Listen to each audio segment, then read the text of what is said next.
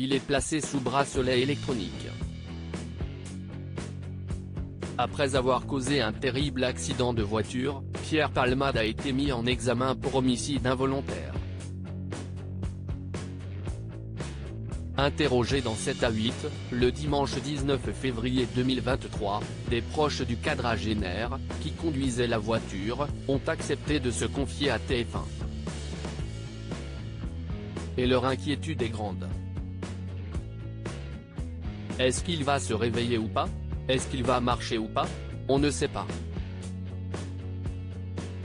Il n'y a que le bon Dieu qui le sache.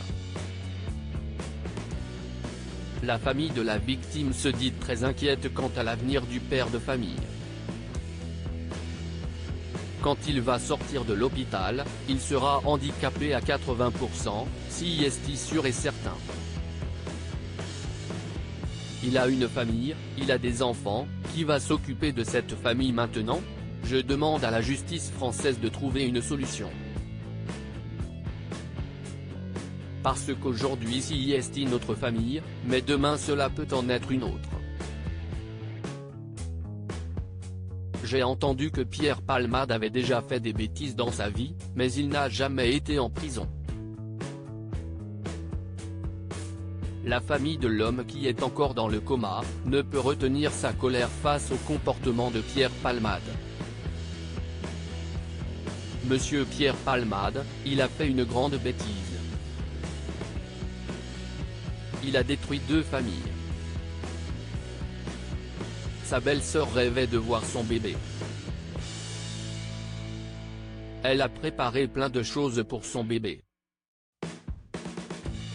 Et était au paradis, et là, il l'a mise dans l'enfer. Maintenant, ce n'est pas Pierre Palmade qui est en prison. C'est lui qui est en prison avec son fils, dans une petite chambre d'hôpital. Ils ne peuvent pas bouger. Le juge, il faut qu'il fasse son travail correctement. Pas avec le bracelet électronique. Un bracelet, c'est un bon cadeau pour lui. Tout ce qui nous intéresse, c'est que la justice mette Pierre Palmade en prison. C'est ça que l'on cherche. Des nouvelles du petit garçon de 6 ans. Son fils de 6 ans est lui aussi dans un état critique. Actuellement, les médecins le soignent. Ils ont juste dit qu'il y avait 2 taches sur le cerveau. On m'a dit qu'il fallait attendre pour savoir quelles seraient les séquelles pour l'enfant. Le garçon a le côté gauche de sa tête qui est vraiment fissuré. La peau est déchirée. On lui a parlé un peu et il répondait, il bougeait sa main et ses pieds. Il ne pouvait pas faire de phrases ou faire quelque chose de plus long, il avait très mal à la mâchoire. Il faisait des gestes des fois quand il avait trop mal.